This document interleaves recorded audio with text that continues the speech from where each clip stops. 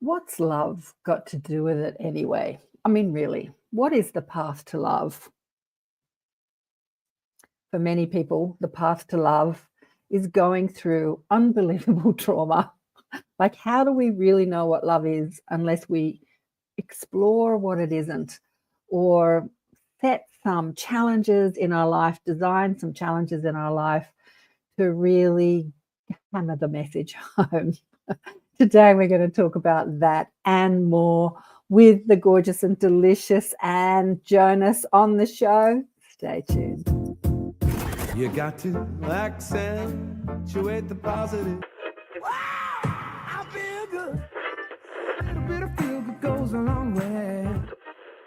You're listening to Karen Swain, teacher of deliberate creation, accentuating the positive, showing you a way to a better life. Accentuating the positive, it's not just fad, it's sanity. Who in their right mind would accentuate anything else? If you feel like that's what you want to do. G'day. Welcome to another show, Accentuating the Positive with Karen Swain. Always a blessing to be with you all. Yeah, we're going to talk about love. What's love got to do?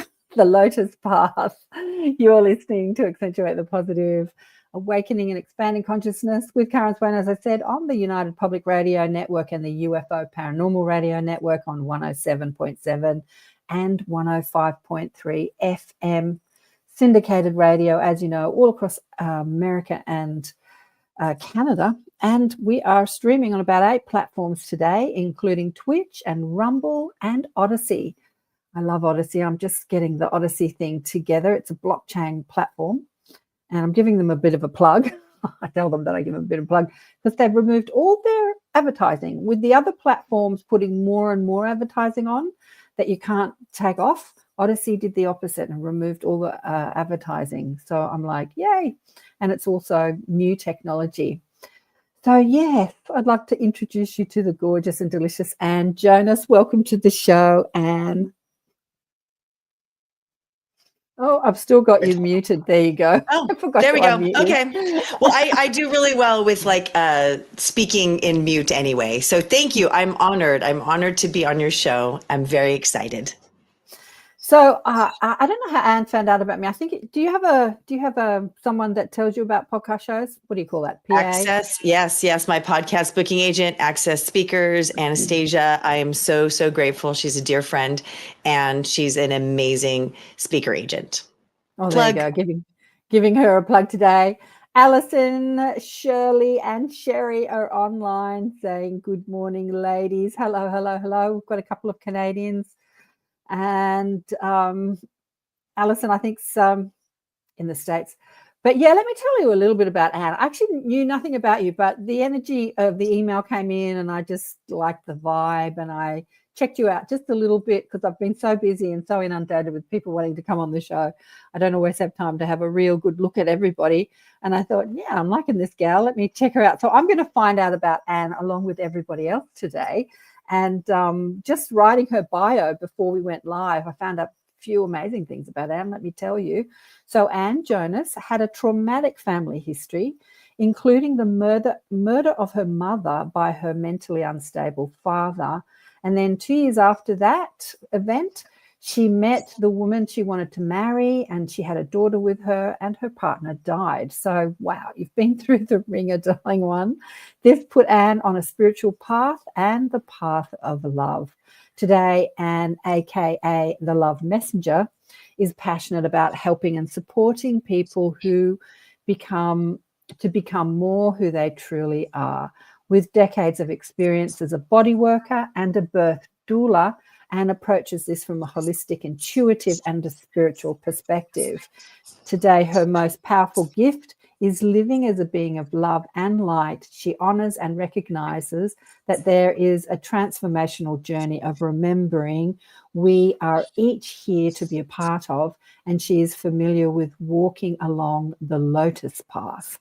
She knows the beautiful mess that life is. Isn't life a beautiful mess? While we are here coming home to the connection of presence with self. And she says, my desire is to support soul human beings in the unveiling of the higher self and allowing spirit to bring abundance, happiness, and love. Well, ultimately, when we put ourselves through the ringer, Anne, and we do find the higher self, that's where we go, right? Abundance, happiness, and love. That's what it's all about. But it's not always a straight path to get there, right, Diamond? Oh, it's not at all. It's actually a spiral. I'm wearing my spiral earrings. It's a journey that is a roller coaster ride in all ways. Absolutely. In all ways. And you've got a book. Let me. I have a book. I have a book that I curated and produced, and 6 beautiful authors joined me. Alicia Power, you might be familiar with her. She's from your country down there. Yeah, And I've known soul Alicia mentoring. for years. Yeah, Yeah, I've known Alicia for awesome. years, actually. Actually, And, she was on your show. She was on my show last year or the year before. And I met her like 20 years ago because I was running on, Monday night groups. And she either was attending the groups or came to speak. I can't remember, but she actually didn't remember me. And I'm like, oh, well, I'm forgettable. But yeah, that's just, but she's a busy gal. She's got like a bazillion followers. And that was the thing.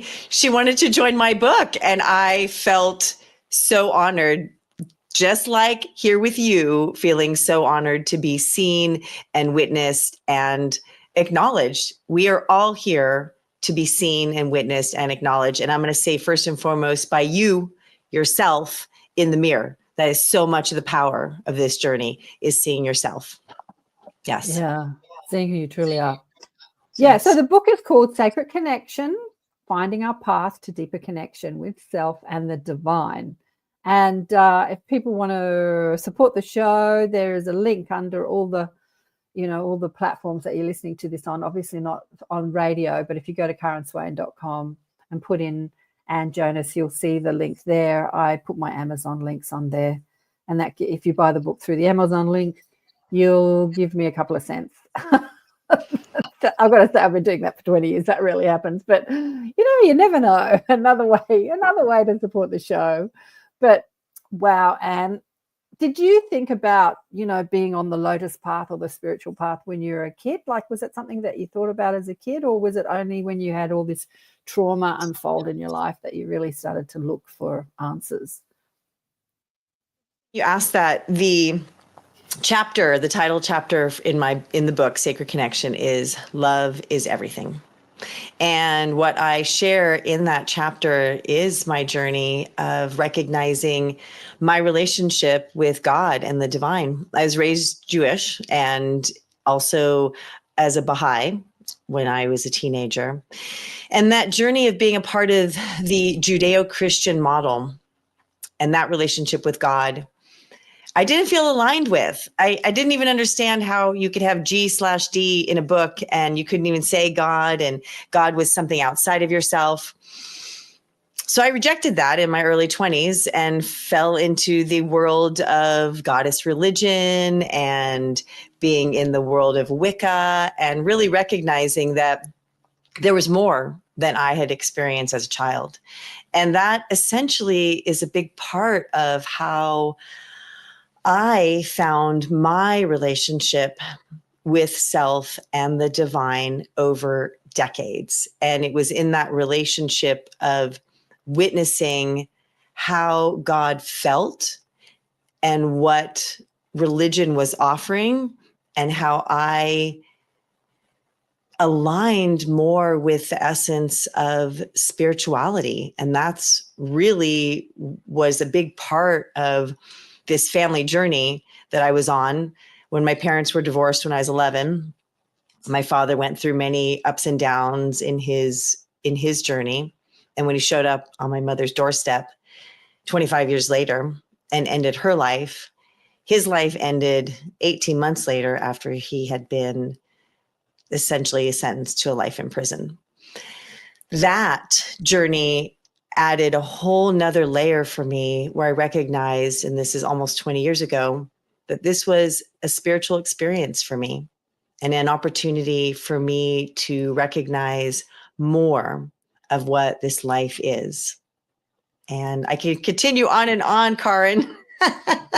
Yeah, look, a couple of things I want to say to that.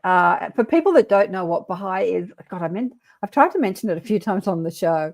And I always forget the name, because where I used to live on the northern beaches here in Sydney, there's this magnificent Baha'i temple that I went and It's a explored lotus. well, the one here is not, but there are incredible temples across the world that are shaped in the lotus. Like, yeah, the architecture of the Baha'i temples are just, obviously in India. I think it started in India. Do you want to just tell people a bit of, like, what that Baha'i is? Like Jewish and Baha'i, Absolutely. that's really interesting. Yeah. Well, it's funny. I love that we're going to talk about this. For me, the Baha'i faith offered me a relationship with religion that made more sense. Yeah. There's a progressive revelation, and this idea of each teacher, what we might be calling a prophet of God, has arrived on the planet at a time where humanity was ready for the next lesson. I think of it, it's been shown to me as school, as education. Mm-hmm. All the teachers have all the ability, but they're here to teach the kindergarten level, the first grade level, the second grade level, so on and so forth. So this progressive revelation of messages that are offered from God, the message of love being foundational. And that the Baha'i faith, which was birthed in Persia, or Iran now, Baha'u'llah, is the prophet, and that in 1854. And what he brought were concepts that seemed more modern. I felt more aligned with these messages and followed in the pathway of the Baha'i faith through my early teenage years. And it was when I turned 16 that I said, I don't want to play by the rules anymore. And that was pretty much the end of that for me.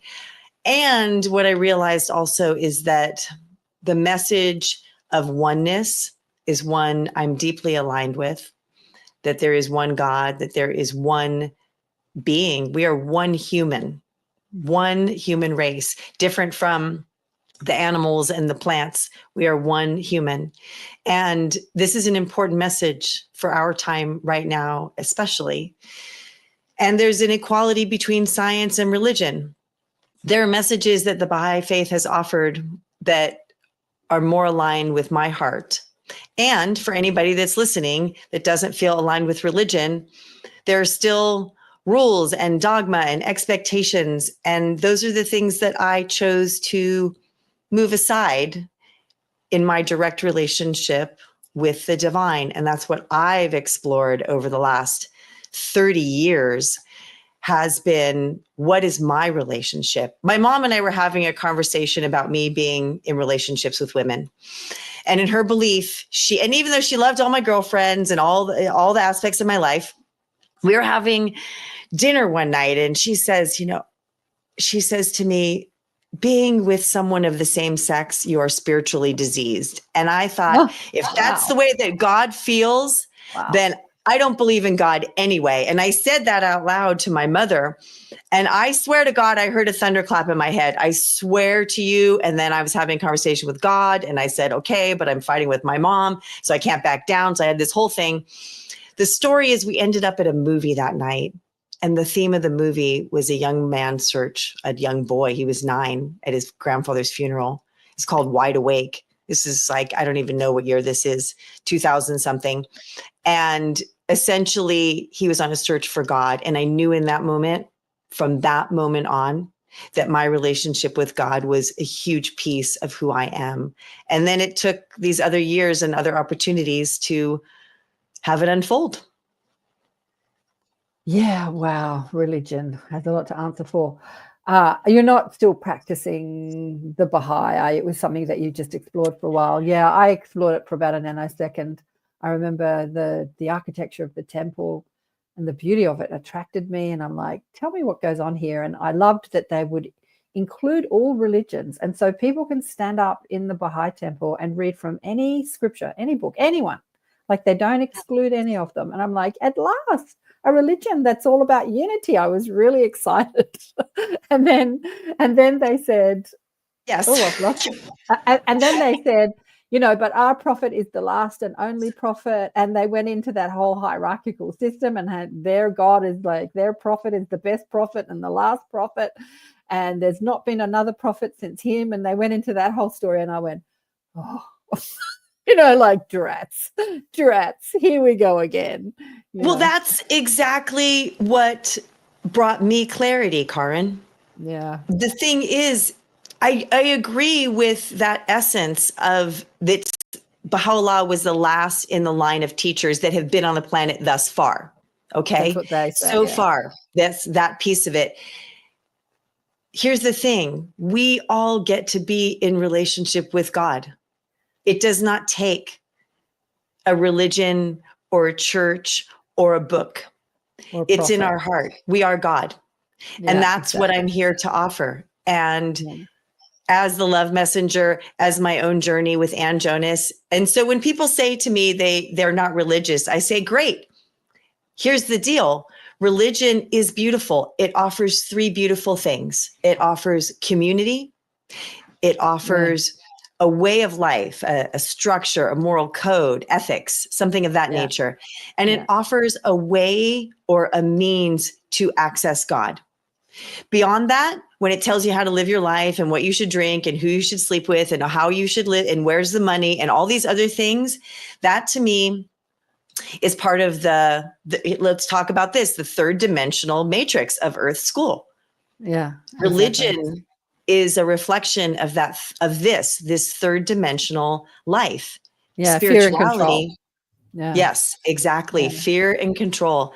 And spirituality takes us beyond. It takes you beyond out of that. Let me ask you, because I don't know the doctrines of either Jewish or Baha'i, but obviously most religions look down on same-sex, love.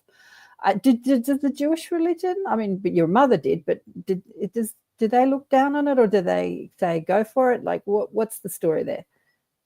Wow, Or that's Baha'i? interesting. So, okay, so my mother came from that with that statement as a Baha'i. So she left Judaism when I was young.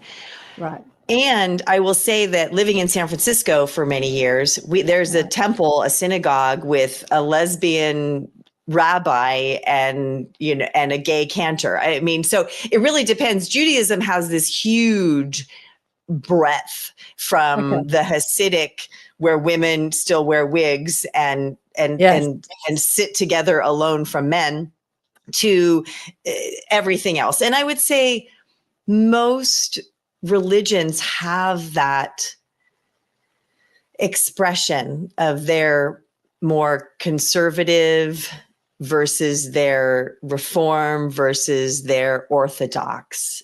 And it's what's the underlying point here, Karin? Human beings made these decisions. The human mind, the human authoring. These are expressions, again, of where religion is human beings. Spirituality is energy, it's love, it's light, it's connection, it's beingness. And we have access to all of that within our hearts, within our vision, within our chakras, our energy centers. Our access to the divine is within our physical body. How's that? Perfect, darling, perfect. Yeah, there's so many people that have had, near-death experiences or out-of-body experiences or spiritually transformative experiences, and they've gone to other dimensional spaces that we have called heaven. Anything that's not on earth is kind of deemed heaven or hell if you're religious. But and a lot of them come back to say there's no religion in heaven. There's no religion on the other side. Yeah, religion is completely man-made way of trying to look at who we are as an extension of source, as an extension, who we are in our spiritual nature. And for the most part, we've not done a really great job of it up until now. The consciousness movement, or the awakening movement, or the spiritual movement, or whatever you want to call this movement, the UFO movement, because again, talk to galactic Star Nation families that hang out on different planets and different dimensions. They don't do the religious thing either. They understand that they all come from the one mind of the universe, and an extension of that. So we've got a lot of reform to do around religion, a lot of reform. I love it how religion says, God loves you unconditionally, but if you're gay, you're going to hell. It's like, what? What? But I thought it was unconditional. Like that was actually me as a kid. That doesn't make sense to me. How does that make sense? Yeah, didn't make sense. Well, I would say that I feel that most of us that are, I love it, awakening consciousness. There's this awakening, right? I mean, and it's being used, overthrown all over the place, like woke and all the stuff, enlightened, ascending, all the words, right? Everybody's getting very confused about the words. The word is one. That's the word. One. Everything is one. Every cell, every microscopic quantum essence is one. And it's a collections of ones. Ones and ones and ones. Ones and zeros. That's the mathematical aspect of it. And that's sacred geometry. Everything is connected. And everything is serving. And Earth, we're here, we're on this planet, is serving for our evolutionary spiritual journey. Most of you, if you are tuning in here with Karen and Awakening Consciousness, are aware that we are spiritual beings having a human experience. And we do that for God. We are living God's passion, God's desire to exist, to feel. We come here. Light beings don't have orgasms and they don't drink wine and they don't watch sunsets. Okay, that's the deal. Here on Earth, we get to do that. We get to feel. We get to feel anger. We get to feel ecstasy. We get to feel depression. We get to feel what addiction is like. Addiction is another form of control. We allow ourselves, we gift ourselves the expression of being as a human being on this planet. But we're doing that for our soul's journey and for the divine's expression. I can keep going, Karen. You know I can. I know you can, darling. I want to go back to your story because it's a pretty wild story. How old were you when your father murdered your mother? Like, were you an adult or? I was. I will say, though, I'm going to go back even further. I'm going to go back to when I was 2.5 years old, because here's a funny part of this story is that I remember, and it came through actually during a guided journey that I was a part of. I remember being 2.5 with my thumb in my mouth, looking around because my brother had had a challenging birth. He was 6 months old now. And my father, as I was 2.5 years old, decided that he was going to check himself into a mental facility. So for 2 weeks, my mother took my brother and I to stay with my aunt. What I recall through that guided journey was I was looking around that room and I was saying, nobody has my back and I am in charge of everything. And that informed the rest of my life until about 2 years ago. The essence of me feeling that I didn't have any support energetically put me on the path of controlling everything in my life. That was important for me to recognize. And then when I was 11, was when my parents announced a divorce that I was not tuned into at all. And yet it was probably one of the most traumatic experiences of my life because of how they handled it, honestly. And I set in stone, I would never get divorced. So I was going to be very careful about who and how I got married. It was 25 years later that my brother and my mom were both calling me. It was a Tuesday night in July. And through a long conversation, I said, Dad's bark is worse than his bite. He had had multiple suicide attempts, multiple wives, all kinds of stories. And then 3 days later, I got a call from my brother at 8 a.m. that Dad had shot Mom and the neighbor had witnessed it. And in that moment, so I'm 36 years old now, I recognized a huge cataclysmic event. And as I was saying earlier, I see that this was a spiritual experience for me. I saw it in the moment and I know it now because it was a shift in the consciousness of how I was choosing to see things. And I know with every cell of my being that everything happens for a reason. And life is a series of synchronicities. And what does that mean? That means we get to acknowledge that things that occur in our life are serving, and it's witnessing how they're connected in the larger expression of life that is ours to see and witness and feel and move through. It's funny, at the funeral, somebody came up to me and asked me how I was doing. Now, it's a really funny question to ask somebody at a funeral how they're doing, especially when their mom shot when their dad shot their mom. And that's what I said. I said, well, it's not like, I'm in this situation where it's all yummy. I said, but it's not like it's my partner, the person I share my bed with. And I'm going to tell you that I had no idea why I said that. I wasn't even in a relationship at the time. And Wow. so fast forward 3 years when I met my partner in a bar and realized that we were here for a spiritual experience again, because I'll tell you, when I shook her hand and introduced myself, all the sound went away.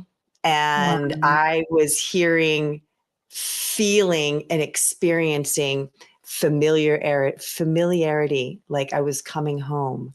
Nice. Then I knew I was 38 years old. And now I knew this is the person I was to marry. And a month before our wedding, she was diagnosed with melanoma. And our entire marriage of 4 years was a cancer journey. Halfway through, we ended up having a child. I carried the child with her brother as our donor. My daughter's all in the family. It's been a powerful experience. And then Erica left the planet when our daughter was 2. It was powerful. And here's the thing, but I didn't get divorced. I'll tell you that. So that was well, obviously, life's crazy. whatever state you were living in at the time allowed you to get married. I don't know. We had a referendum a few years ago. I don't know. When did it happen here in Australia? I don't know, probably a while ago. Well, this was, for those of you that remember, this was in California. And so this was this interesting window. Erica and I met, it was 2008. We met in January. In May, California decided that gay people could get married. 19,000 couples got married. Wow. And then we got legally married the 3 days before the election, because we weren't sure that proposition was going to be serving. So we didn't tell anybody. Actually, we got married in the bar that we met in. It was rainy Saturday. We had Cosmopolitans as a cocktail, and the bartender was the witness, and a dear, dear friend married us. She's the one that actually was our minister at the actual wedding. So then we announced that we were getting engaged on my 40th birthday. Our wedding, we announced that we were legally married.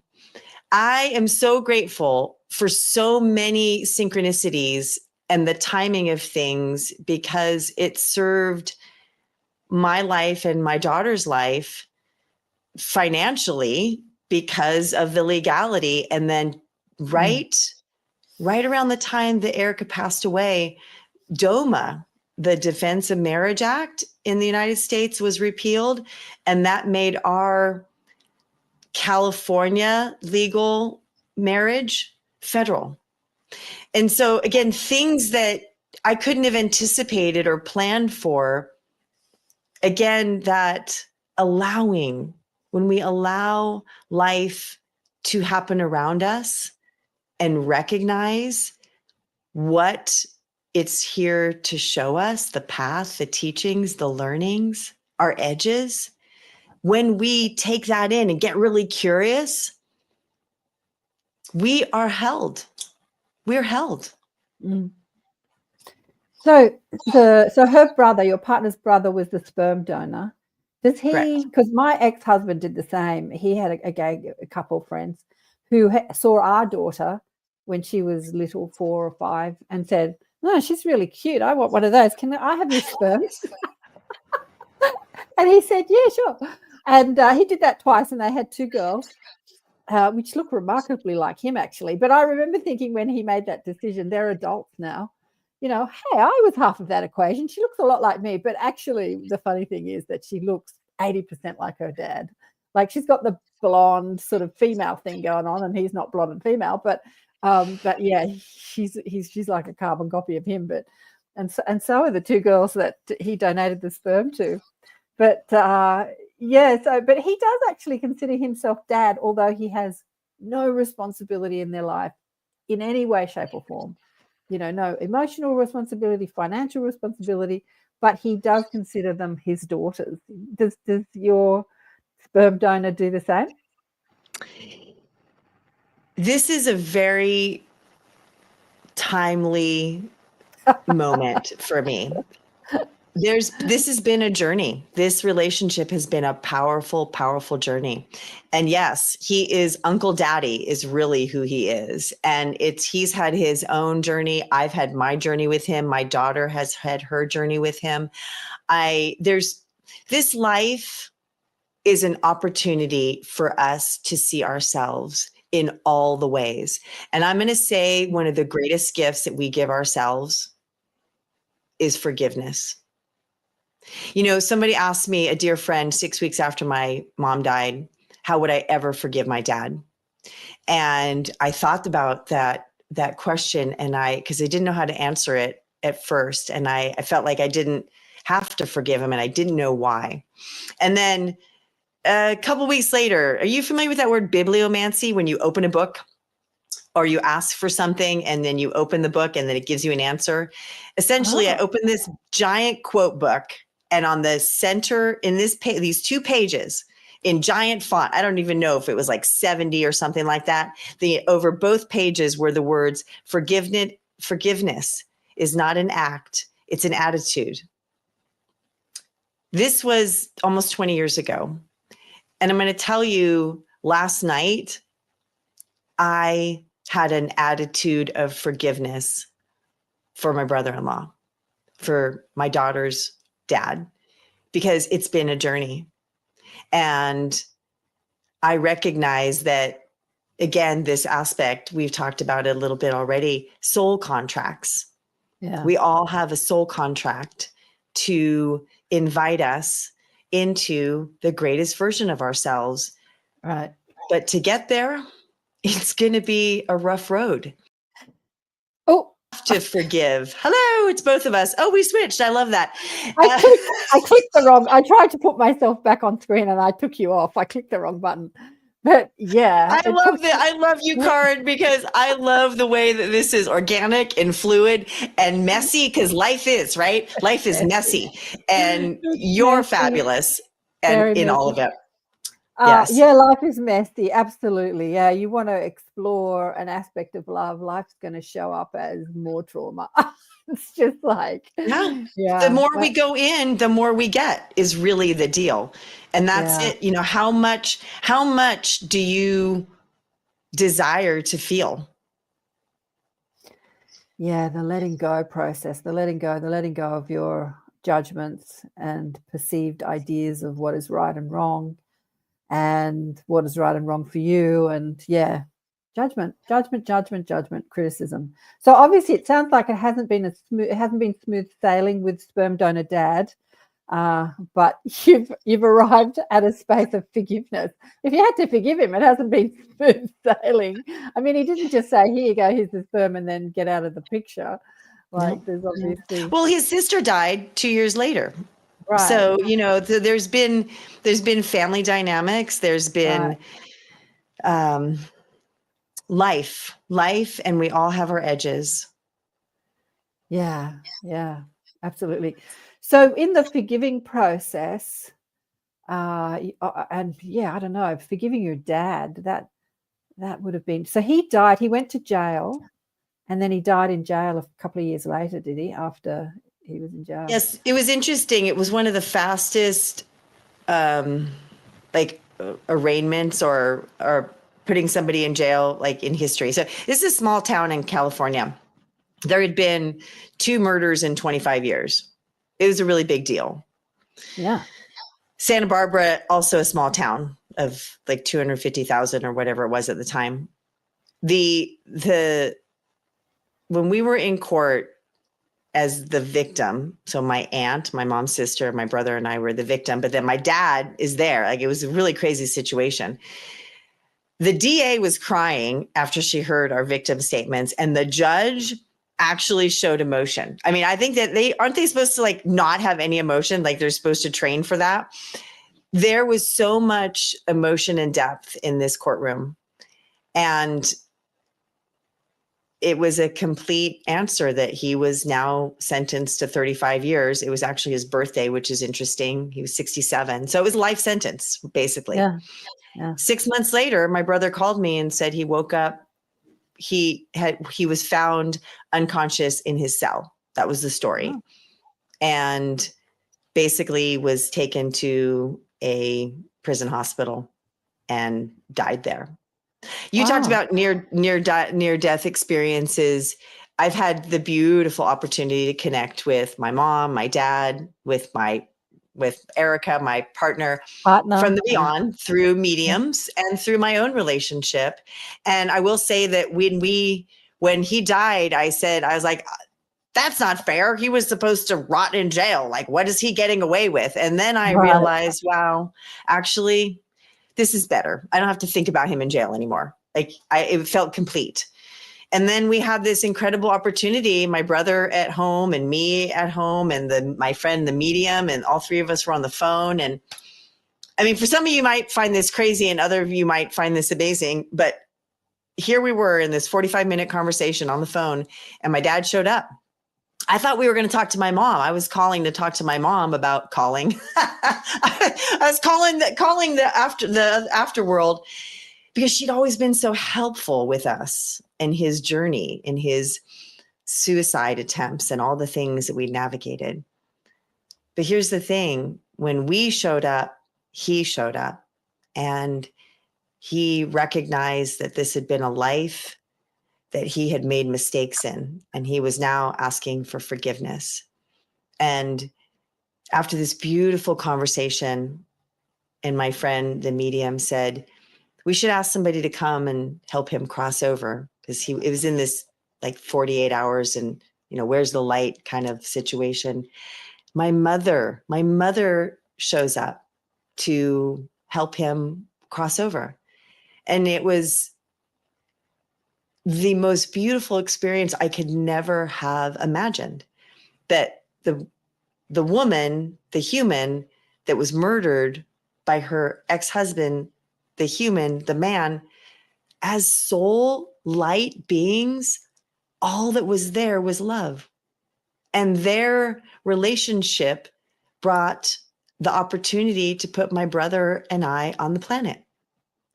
This is where we get to get out of the way, meaning what's going on in your life with the other people, it's none of your business, right? We have some basic agreements that I'm so grateful for Don Miguel Ruiz and Toltec Wisdom. Don't take it personally. Don't make assumptions. Do your best and be impeccable with your word. Those 4 agreements are a way to live. You familiar with those, Karen? Absolutely. Absolutely. Sorry, I'm just posting on Facebook. I'm just sharing this on, in different groups. Where am I? Let me get back on. Here we go. So multitasking, but still listening. No, of course. I was curious to see where Don Miguel with the 4 agreements. Absolutely. Actually, a girlfriend just took that book off my bookshelf the other day. Can I read this? And people do that, and then I never get the books back. But anyway, as long as they're being consider it a gift to their life. But I just want to go back to mum and dad crossing over. So dad murders mum, who's kind of a being of love and light and always full of good advice on earth. She crosses over. It sounds like she crosses over immediately. But dad, who's a tortured soul, dies in prison. He's still wandering, like he's still caught up in his mental limiting ideas of himself. And then you have a conversation with a medium and you want to speak to your mum, and dad comes in your mum from the other side helps him out of his mental dilemma so that he can move to another dimension. Is that how it worked? Is that what happened? Pretty Like much, yeah. She came to him with love, like, you murdered me, you bastard, but like, let me help you. Like drop these thoughts and move to another experience. Wow. I would say not only thoughts, but constructs. They are constructs. Yes, I love that, Susan. This is this idea of recognizing that the hard things are for us. I'm sure that you've heard this, right? Life doesn't happen to you, it happens for you. Everything is here for you. And guess what? This one's a hard one. You created it. You asked for it, not karma. We're not talking about karma here. That's a different conversation. What I'm offering and suggesting and have lived with is that we are co-creating our lives, and we are magnetizing to us, whether it be from this soul contract place or literally as we're walking around on the earth in connections with others, the people, the beings, the events, the experiences that are here to serve us in our greatest expression. I just want to read out what Susan's written here, because most people are listening on radio. So Susan says, yes, beautiful, or beautiful, yes, the souls of those who abuse me have great love for me. And finally, after lots of healing, I for them. Yep, soul agreement, she says. Yep, soul agreement. Yeah, absolutely. We set it all up. It's a really hard construct or idea to chew on, to really let sink in, because most people who have been traumatized. Oh, it's 11:11 here. I just look at the clock. 11:11. Oh my God, I love that you are calling that forth. I got my 11:11 this morning and a 12:12. So yes, this is the sacred geometry. These are the synchronicities. These are the squirrel moments that remind us of how important it is to be here now. Thank you for that. No, I've lost my train of thought. What was I saying? I can't remember. You were talking about. How hard it is for people. Because I've had this fellow on the show a couple of times, Robert Schwartz, who talks a lot about soul contracts, and he's amazing. But how much pushback people have when they've been victimized, that could ever have been a contract, that they have to stay in the victimness of it. Like, I would never choose this. Why would I ever choose this to happen? It's big for people to come to that understanding that you have, that I have, that Susan has. That's what enlightenment and the spiritual path is all about, is returning to love and letting go of our feeling victimized by anything. Yeah. What do you want to say about that? Gosh, so much. But one thing I do want to say here, let's talk about this first. Hurt people. Okay. Hurt people.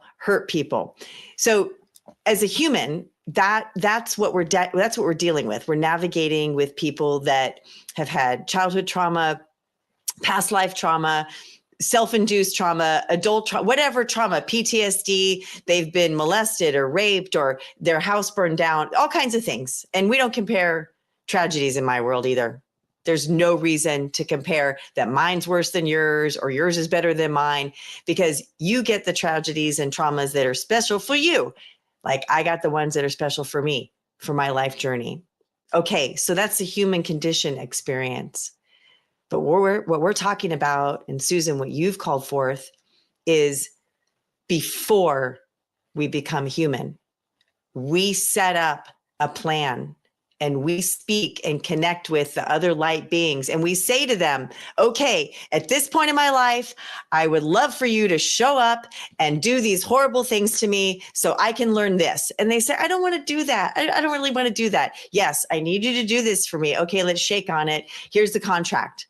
Okay, we don't remember any of that. We're human beings. We're walking around. We've forgotten it all. We have amnesia from the spiritual experience. It's really... Let's just step back for a minute, Karen, and say that being a light being, being a spiritual being in this human container, we had to get small. Like, our light is incredibly expansive. It's a choice. And now, as we are coming into more clarity and awareness of our light, we are expanding and we are feeling things like warmth and vibration. We hear sounds. All of this is our tapping in to that knowing of our essence as a spiritual being of light. Back to this experience of why would I choose that? Well, I'll tell you why. And I love that you brought Robert Schwartz in, and Your Soul's Path, I believe, is the book. That's the title. Yeah. And for example, we've been talking about the gay community. He actually has one of the people in his book he talks about this with. So it's very interesting, right? That most people that are navigating as somebody who is not traditionally heterosexual navigates a lot of shame. So much so that when HIV and AIDS came out in the 90s, when you went to get a test, they didn't give you, it wasn't your name, you got a number. Like that's how much shame was attached to HIV and AIDS testing. Was it didn't go to your insurance. It wasn't attached to you at all. So what happened within the gay community? What do we do every year? We have pride. We have pride festivals. We have pride parades. What's the opposite of shame? Pride. This is what the essence is of what your spiritual journey is calling forth. Let's take another example. Being given up for adoption. Okay. Like right out the gate. You're born to a human, a mom and dad, or a bio mom and dad, and then right away they give you away. Like that's a message. You are so not loved. I mean, that's a powerful message, right? You're abandoned. Your parents don't even want you. I mean, you could die, really, if somebody hadn't like taken you on. What do you think? I was thinking about this the other day. I think I watched some movie about it. And I just don't see that as a message you're not loved. I mean, it's so crazy to think that you are the baby that was born 20, 30, 40, 50, 60, 70 years ago. I mean, how could that been you? That was just a baby. That was a But here's baby. the thing. It's an imprint for your human experience. So play with me here, Karen. I totally agree with you. There is nobody on this planet that ever is not loved. But that's the message. That's the overriding message of somebody who's abandoned. But So I often think, how could somebody say I was rejected when the baby was rejected? It's like, because you are not the same person that you were last year.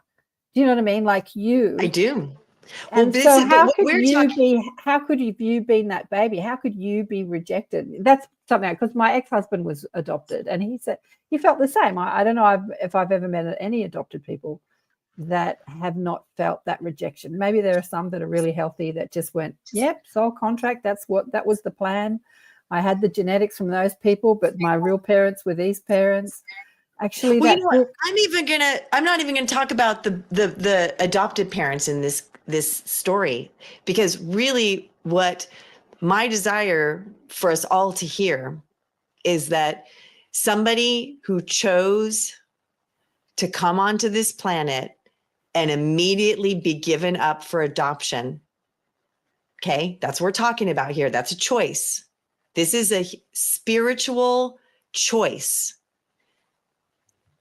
Their desire was and becomes, and maybe they recognize it like your husband did, that I am valued for being me, for existing, that I am enough, that I don't need the traditional container of family nuclear love to be worthy. They came in for a big message and lesson and experience of worthiness. We all have to do it, though. I mean, every human being is going to navigate self-worth, self-esteem, but some people want a bigger experience with it. That's how I see that. Yeah, Susan says, and she's nailed it. You've nailed it, Susan. Yeah, abandonment is a collective imprint. We relate to it on all sorts of life experiences. Absolutely. I think the underlying core limiting belief that supports every other limiting belief is that feeling of being separate to love in some way. You know, like I'm not worthy, I'm not good enough, I'm abandoned. And I have to say, my ex-husband wasn't one of those people who was really, he felt really abandoned in every way, in every way that you can. Yeah, he explored it through being adopted. He explored abandonment through being adopted. He also explored it because his sister was adopted as well, and she had severe mental challenges. And so the parents gave all their attention to her. So he felt completely abandoned by his adopted parents. So he explored abandonment in this lifetime. Yeah, absolutely. Well, I mean, we all can witness that in our communities, you know, whether it be our own families or our chosen families or our soul tribe or our communities. You can see the people that have the same lesson over and over and over again. Over and It over comes and in a over different again. package, right? It might be, it look a little different, but the essence underneath it. This is something I love to say. We receive many gifts in this lifetime. Most of them are going to come in ugly packaging. Why? Because we're here to learn stuff. We are exactly. all here to learn on this planet in this dimension. Yeah. So getting back to your story and the medium, speaking to dad and mom. So when dad came through, do you have those mediumship abilities? I'm sure you do. Do you speak to them yourself? There's a two-part answer to that. Let me first say that this medium was a dear.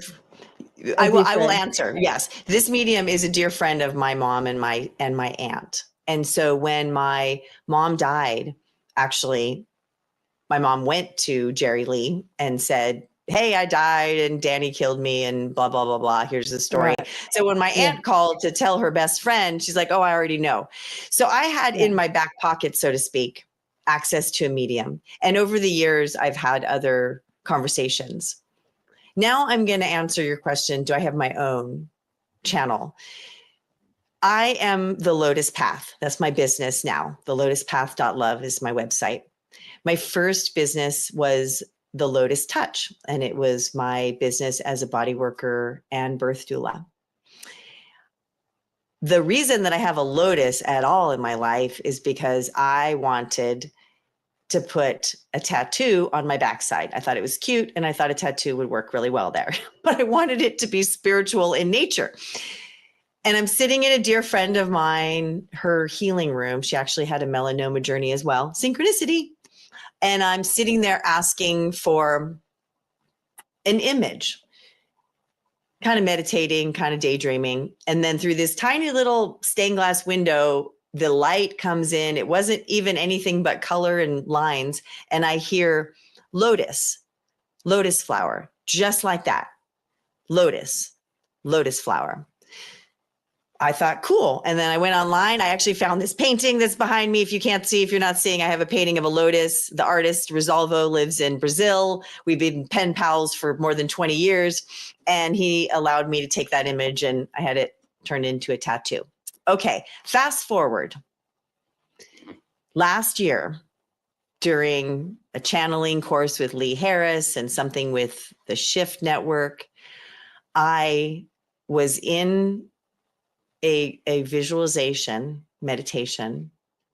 And what I heard was that I have my own team, and they are called Lot Us. And that was how they introduced themselves more than 20 years ago. They said Lot Us. But because I wasn't ready to hear that or hear that I had a team of beings that weren't on the planet that were channeling through me, they gave me lotus flower, and they showed up, like I said, within the last year and have been a part of my journey. And I've had many channeling moments of information, and all my life, as a body worker, as a coach, as a friend, I've shown up in the world, and people always say, "Boy, you said exactly what I need to hear," or "You touched exactly where I needed work," or "You were exactly what I needed." And part of me takes responsibility and says, "Yay, cool. Like, I did that." And there's another part of me that says, I am a channel for that. I didn't know I was going to say that. I didn't know I was going to do that. I've allowed it. And now in these last couple of years, I've been cultivating that. Yeah, beautiful.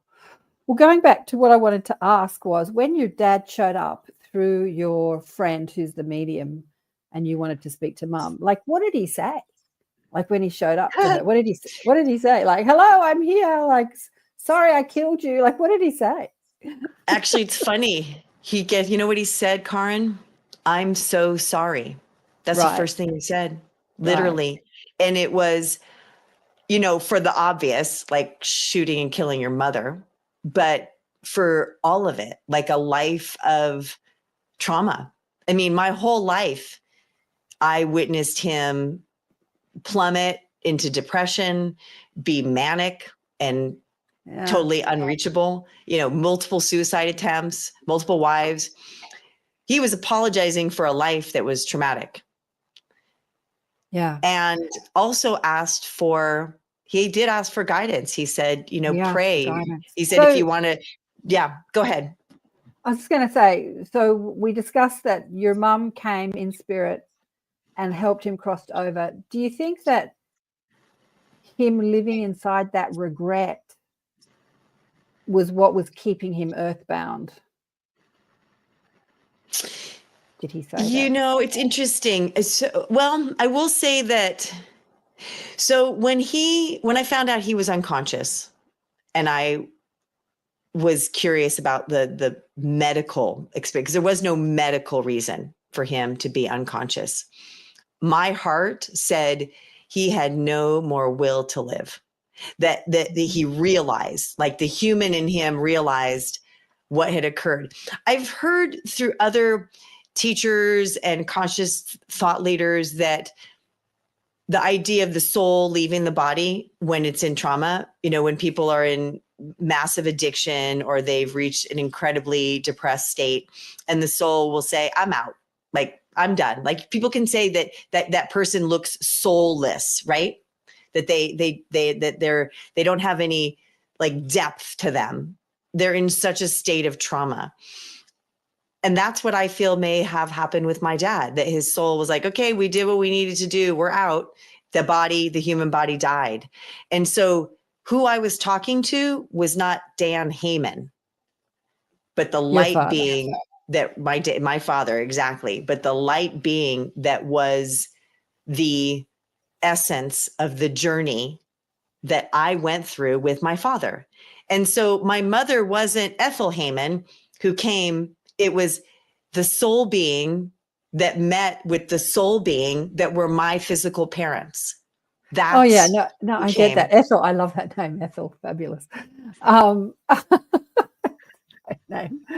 Yeah, but because you said she helped cross him over, so he wasn't exactly the light being at that point. He was still, you know, because I've had this discussion a lot with many people, and I also work as a medium. But I'm not into sort of crossing people over. That's not my job here on earth. But there are shows. What's that show called? The Whisperer, the Ghost Whisperer. Like there was seasons about her crossing souls over, and her psychic ability was she could only see earthbound souls.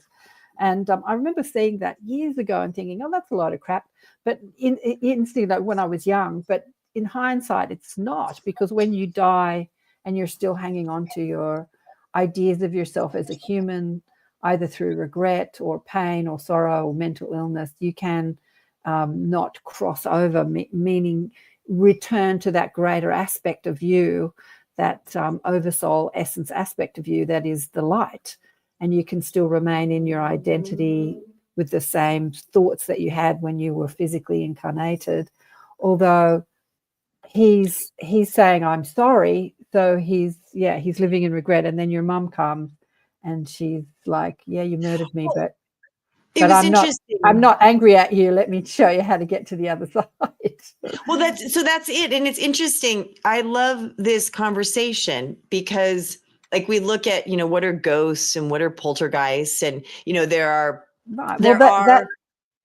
that terminology has been given to these uncrossed over souls. They call them exactly ghosts or poltergeists or whatever. Yes, or dark negative energies, things of that nature, right? Where they either don't realize they've died, or it's been murder or suicide or something very traumatic, right? versus a nice, gentle movement. Yeah. What I like that we're having this conversation, because what I experienced in talking to him was he was my dad. Like, that was the personality, and that he didn't know where to go from here. And that was what the medium was saying. And when she said, do you know anyone, like his parents or some other family member that could come to him? It was my mom that showed up. And that was so powerful, because it created for me closure. Yeah. Beautiful. Yeah. And that's the journey that we're taking here on earth, right? Can somebody murder you and you just be like, yeah, no big deal, I love you anyway? Like, that's like that true forgiveness, letting go, unconditional loving journey, right? That we're all striving to do. Yeah. Well, I mean, that's the essence of it, Karen. Here's the thing. Do you feel empowered or disempowered by the experiences that happened in your life? And you get to decide that. You get to choose how you're going to respond to these events. And this is a story you're going to tell. There's a powerful, sorry to interrupt you, I just want to tell you that I posted it on one of my Facebook pages. It's from the movie Human. It's a documentary series which just has a lot of people talking, and there's this gorgeous black man who's incarcerated, and he's incarcerated for killing a young mother and I think her daughter or her child, and I can't remember what sex the child was. And he's talking about love, and he's saying he grew up in an abusive house. He was in gangs, he did drugs, he didn't know what love was. And then he murdered this innocent person and their child. And the mother of the person he murdered used to come and visit him. Oh, it's going to make me cry. Used to come and visit him in jail. And she would come regularly and talk to him and counsel him. The mother of the person that he murdered. And this man was saying, she showed me what love was. I actually never knew what love was until I met this woman, like the mother of the person he murdered. And it's just such a powerful, like we really don't understand what love is until we explore the opposite of it. Like, we really don't understand the true meaning of it, do we? And until we know the opposite of it. And that's why we come to Earth, to sort of like explore polarity and opposites and contrast. Yeah. How do you know love if you don't know the opposite of it? Yeah. You know, it's interesting. I love that. I love that so much. And there's something else I would like to extract from that story, Karen. As I listened to you, what I experienced was, the one who died, right, the innocent, was actually a gift and an opportunity to bring together this person's mother and this man. Right. There are beings on this planet that come for the sole purpose of being a gift to those in the field, meaning that their death is to bring people together. The purpose of their death was to bring people together. Yeah. And it wasn't that their life ended early or unfortunately. That was their choice. That was part of their journey. Robert Schwartz, I love that you bring him in. There's a story about the Holocaust. Actually, no, I'm sorry. I'm crossing over into my books. Neil Donald Walsh.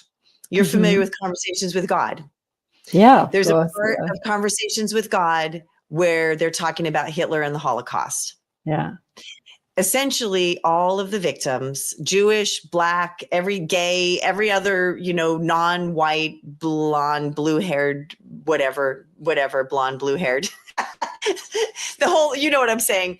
Everyone that didn't fit at that time on the planet, every victim of the Holocaust, the millions of victims of the Holocaust over the years that whole experience transpired, they were volunteers. I know this may feel really hard to hear, to witness, especially if you have family history.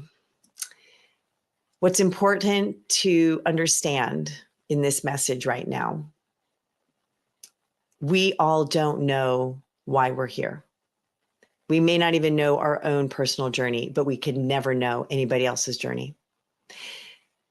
The entire experience of the Holocaust was a message for humanity. It was an offering to share with this earth experience that it's not okay to imprison human beings, to kill them and torture them. It took a couple years for them to figure it out and end that experience. What I would really desire and intend for you to hear from this message is that we are here for a collective experience as the oneness of our own soul's journey. We are not able to disconnect from what's happening in the energy field at the time.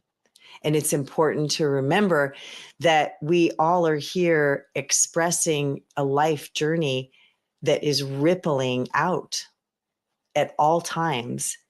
Everything that we literally, our breath is extended out into the field, whether it be in our local communities, in our homes, our relationships with our children, with our parents, with our animals, with our colleagues.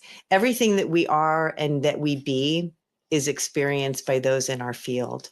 And that we are here not only for our own journey, but for the experience, the energetic field, the collective that's around us, and those we don't ever and may never even know. I'll take a pause. How do you feel about that, Karen? Yeah, it's, I have a lot of Jewish friends here in Sydney, and yeah, they're bringing up the Holocaust because even in my generation, there's still people that have parents, grandparents that were involved in it, family members that are involved in it. And I have a friend here and did a healing with her one day, and she was there in a past life, and in this life she's teaching people freedom and connection to the divine through dance. And if it wasn't for that experience of dying as a child in the Holocaust, maybe that desire to want to teach freedom and connection to the divine wouldn't have been so strong. So it had its purpose and its journey. But I want to just do a station ID while I think about it. You're listening to Accentuate the Positive, Awakening and Expanding Consciousness with Karen Swain on the United Public Radio Network and the UFO Paranormal Radio Network on 107.7 and 105.3 FM syndicated radio.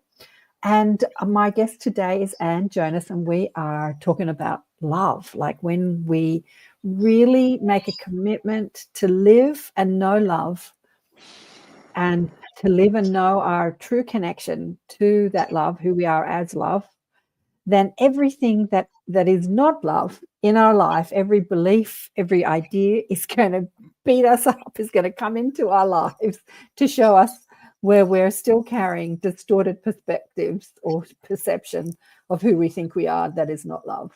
We talked about abandonment and feeling abandoned or feeling left out or feeling limited in some way. So yeah, the path to love is fraught with many challenges and many lessons. And so I was talking to another girlfriend of mine the other day, and she was talking about the anti-Semitism that's happening since the war with Israel and Gaza and Lebanon. And in our cozy little eastern suburbs where I live in Sydney is sort of, like an expensive area to live, and private schools and all that sort of thing. And I said, surely it's not here. And she said, yeah, street around the corner from me, they're blowing up cars that belong to Jewish people. And I said, that is not happening in my town. She said, it is. And I'm like, whoa, I had no idea. I don't know. I had no idea that was happening. So what do you say, Anne, about, the lessons that we're learning right now? I mean, we can talk about the Holocaust, but there's stuff going down on the planet right now. What do you think this war is teaching humanity? The first thing I'm going to say is for everybody to take a breath. Because what we're all experiencing as a collective is serving for the collective. Yes, there are Jews that are dying all over this planet, and there are trans people that are dying on this planet, and there are Black people that are dying on this planet, and you can name them. You can name all of the different cultures and Muslims. groups. Yep. Yeah. There's Women, many. children. Yeah. Yep. Women and children. Exactly. And then you've got there's always been war. There's been war since the history of this planet. Right. How do I navigate that? I recognize that we are here to learn, period. I'm going to put a period on that. To learn. And we learn through this collective experience that's happening in this earth condition. You may not like that answer, and you may be celebrating that I'm saying this. We all choose. I know we were talking about the Holocaust. There's a fabulous book by Dr. Edith Eva Enger. It's called The Choice. And the deal is we are choosing all the time. If and when we allow ourselves to come into an understanding that as a spiritual being, we chose this human condition. I chose to be white and Jewish and be in the 20th century and have my parents like end up killing each other. This is what I chose. Okay. Yeah. I chose it. And I chose it so that I could be amazing, so that I could move through these challenging experiences and see and know love. Like we're talking about, we choose to be a part of a dimensional experience that's fraught with duality and polarity for our own growth and evolution. That's the big picture of it. Okay. So everything falls under that. Yeah. And again, this may be the first time you've heard this. This may resonate. You may want to turn off the show right now and be like, I don't want to hear anything else Anne has to say. The point here is that when we decide that we are amazing, creative, capable beings of light and love, then we see, I love the smiley face. Thank you, Sarah Jane. That we are powerful beings. Truly, we are truly powerful and so capable. And guess what? We're all teaching and we're all students all the time. And this is, again, another aspect of this experience. There are other planets, there are other dimensions that don't have any of this stuff. And so, we're here for this. And that's where the really action important. Is. Yeah, this exactly. This is where the action is. This is where the action is. This is where you come for the game of life and how to play it. Yeah, we were talking about the Baha'i religion, faith, at the beginning of the show, how it was very inclusive, except for when it talks about the last prophet on earth was our prophet, and there's been no other prophet. When I think about that, I think we're all prophets in every way. We're all of us, like we're all students and we're all the guru. We're all the student and we're all the guru. And the time of the prophet, I think, has passed, and we have to find the prophet within, that connection, that spiritual connection, as we've been talking about all show, to our higher self, to the prophet within, rather than looking towards the guru and the prophet. Like we're all here as prophets. Our life is our message, right? That's why I love exploring. That. I love exploring people's journeys. As I said at the beginning of this, I had no idea what Anne was about. I just liked her vibe. And, she said, I want to come on the show. I said, yeah, I like your vibe. And I had no idea what we were going to talk about today, but here we go. Here we are. Just turn up and just let it unfold. And I love that. We've designed all of this from our spiritual perspective, from our soul's perspective, to learn, to grow, to learn to understand what forgiveness is, acceptance is, what unity is, what oneness is. And for the most part, most of us fail. We fail over and over and over again. No kidding. The whole point is to learn. We won't learn if we don't fall down. We have to fall down. Here's the thing. We don't have to get up. That's a choice. That's a choice. and we're filled. Yes, I love that. Profit, abundance too. See this, I'm a language person. I love smushing words together. And I love that you wrote profit within, Profit.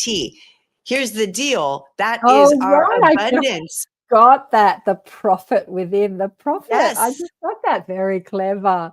Yeah, the abundance Well, I don't within. know if The she meant to profit do within. that or not, but I'm I calling don't it see, I forth. don't know. Yeah, there you go. Thank you.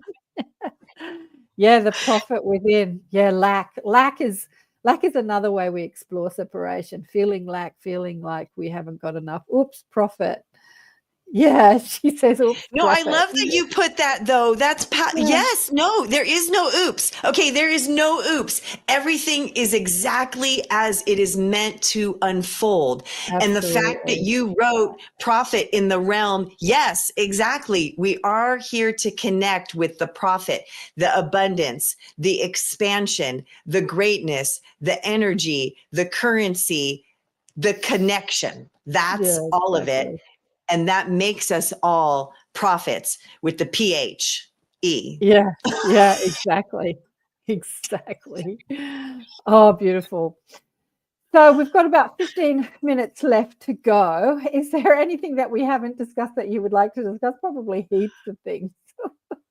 Heaps of things. I don't know. There can't be a more important message of what we've talked about, really.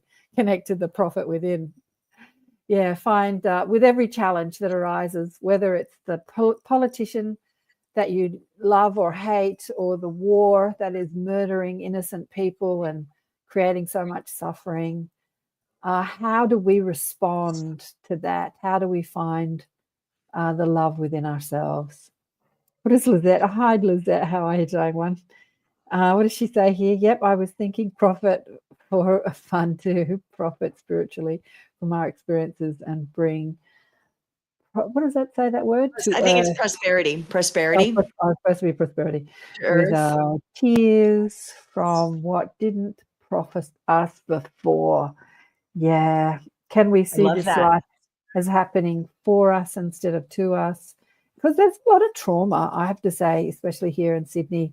I guess there's a lot of trauma all over the world all the time, but with what's happening with the war and my friend works for a Jewish charity, which so she's dealing with Israel all the time, and she's got family over there. Have you got any family in places I like do. Israel? Yeah, I do. My in-laws actually, and we were connected to them at the beginning of this war. And I'm originally from Ukraine. My family were the Fiddler on the Roof story. You know, my Right. grandfather was part of the pogroms. Like, I chose Jewish, okay? Like, there's a thing in that. Like, we're the chosen people that get kicked out of everywhere they live. I chose that. Like, that's a thing. I'm not Yeah. Black. I'm not this. I ended up being, queer or gay or bisexual or whatever you want to call it. Here's the thing, beautiful people. Everything that you are and everything that you be and every message that you have is for you. It's for you to grow. And everything that you are is offering everybody in your field. Another aspect of the Four Agreements and Don Miguel's Toltec wisdom is that you are the most important person. You're the star. You're the main actor. And everybody that's in your life is here to support you. That means that everybody in your life is also the star of their show, and you are here to support them. It is the nature of this experience. And when you choose to see life as serving for you, and that especially the hard things, the mud is what creates the lotus. Now, that doesn't mean that life can't be beautiful and joyful and full of yumminess. It is that as well. And it's in part seeing the polarity. Yes. Yeah. And Susan, go ahead. yeah, Susan says here, been healing the energy of war recently, seeing past lives as a soldier and healing residual pain. Yeah, I've had many paths. I've been a man more than a woman. I watched last night on television, actually, a beautiful movie on Netflix called Harriet.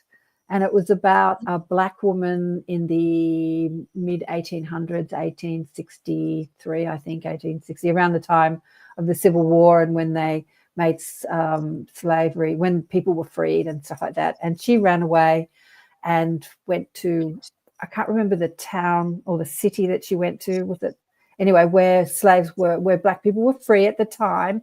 She came from the south to a more northern town, and then she went back and rescued all these people. And it was a true story about this woman. And my daughter arrived towards the end, and it was pretty gnarly. She's like, "What are you watching, Mum? It's pretty gnarly." But at the end, it's so beautiful. She lived like to 91, and she rescued hundreds of people. Eventually, they had to take them to Canada because different laws came in where white owners could. But just getting back to Black Lives, I love movies like that because I remember that was me in a past life. Like in my group at one time, I had 5 in a very small group of about 30 people. 5 of them were Black, and I'm like, oh, they're attracted to this fleshy white Australian girl, speaking spirituality. They've recognized my Black lives, I think. Well, I think that's it. What we are right here, this is part of us. Okay, this is part of our story. Like who our parents were, what our genetic DNA is. These are parts of our story. And there's more. There's always more. And there's more depth. There's more awareness. There's more understanding, because this is not our first time at this experience. It's not our first rodeo.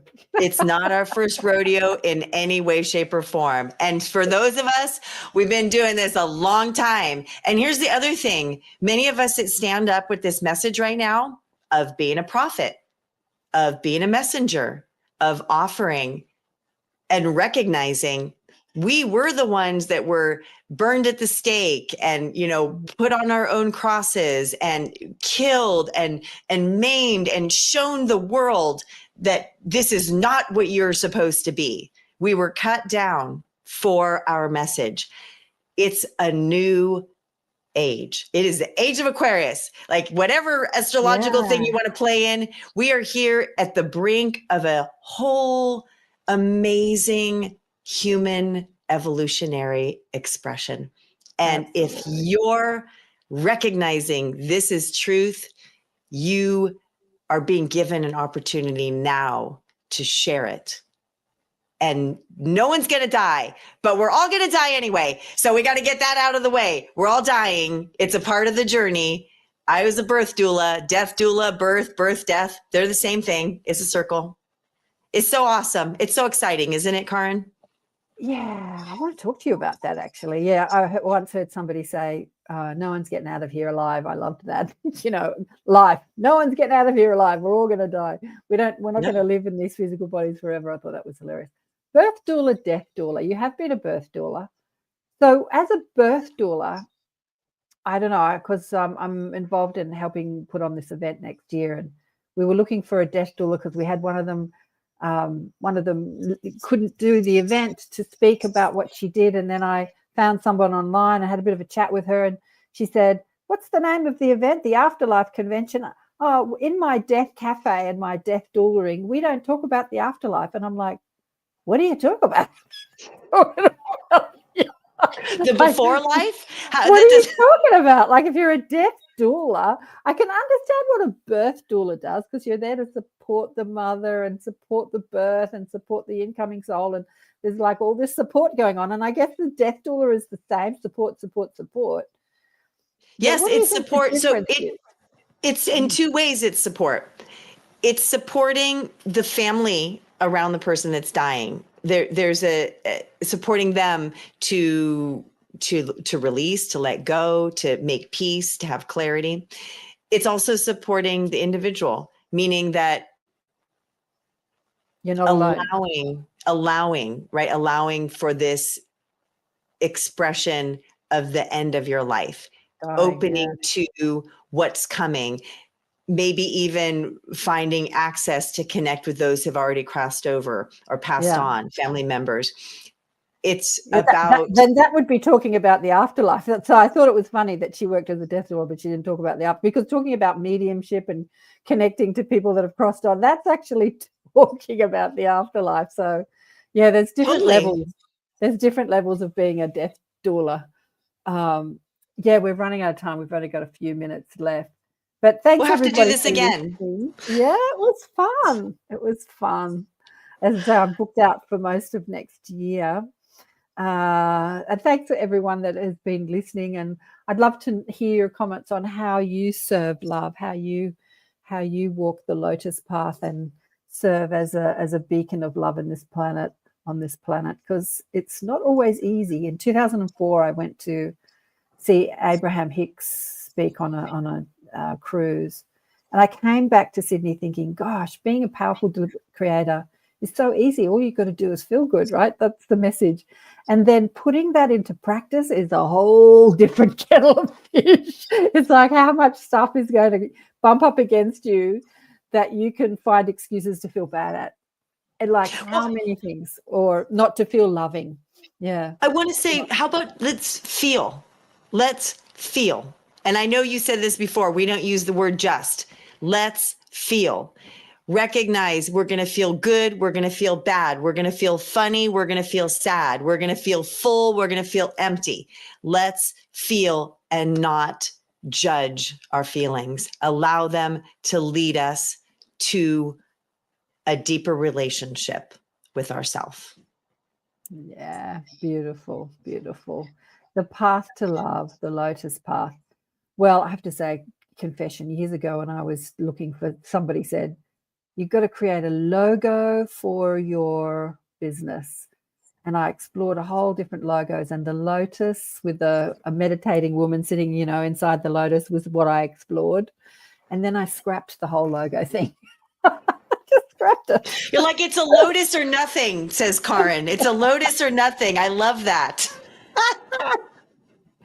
What does Susan say here? She says she's walking the brutal Kundalini awakening, but it's been healing and magical.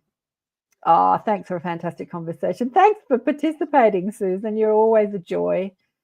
Are you, because she always comes up with the most beautiful things. You're obviously working as a spiritual mentor or teacher or coach in some way. Are you? And Alison, who was here with us before, who I said was in the States, is actually in Australia. I got that wrong. And Thirsty's here. He loves the, he always puts in the alien faces. You love the alien conversations. So do I. We'll be getting back to those conversations. These conversations are very important, though. I think when I first went on this radio network, it's the UFO Paranormal Radio Network, right? And I thought everyone wants to talk about, lights in the sky and aliens and stuff like that. Susan says no. Well, then you should be. I can't believe that you're not. Anyway, maybe you could write a book, Susan. And I said to my guides, I don't know if this is my lane. And they said, this is absolutely your lane, because there are so many people who are having these conversations about UFOs and aliens and other dimensions and stuff like that, but they don't walk the Lotus Path. They don't come back to the self and clean up, the judgments and the distortion within themselves. And I said, okay. And they said, so the conversations that you have in your show are really important for the people listening. And I said, from anywhere. And I said, okay, because a lot of people that listen to transformational networks, they're already in it, or, they're in this. But healing myself and the collective, good on you, darling one. And thank you so much for being on the show. It's been a joy, an absolute joy to meet you and hear your story. Amazing story. Is your story in your book? Yes. So I have the first book. Yes. So I was also in a book called Empowered Self-Care, Healing Body, Mind, Spirit. And that story is From Mud to Lotus. And that actually is the story of my parents. Love is Everything is the chapter in the book you just showed, Sacred Connection. And that is about my relationship with God and how I came to reclaim God and to be, in essence, a reflection of the desire and passion of God to exist. Beautiful. This has been Thank you such again. an honor. We've got to go. We've run out of time. Big love to you and big love to everyone that's been listening and watching. Love you all. Send me an email. Tell me what you think. I love hearing from you. I will catch you again. Neil Gore is coming up next week. If he shows up from Portal to Ascension, we're going to have a cosmic conversation with Neil. Catch you next time. Bye for now.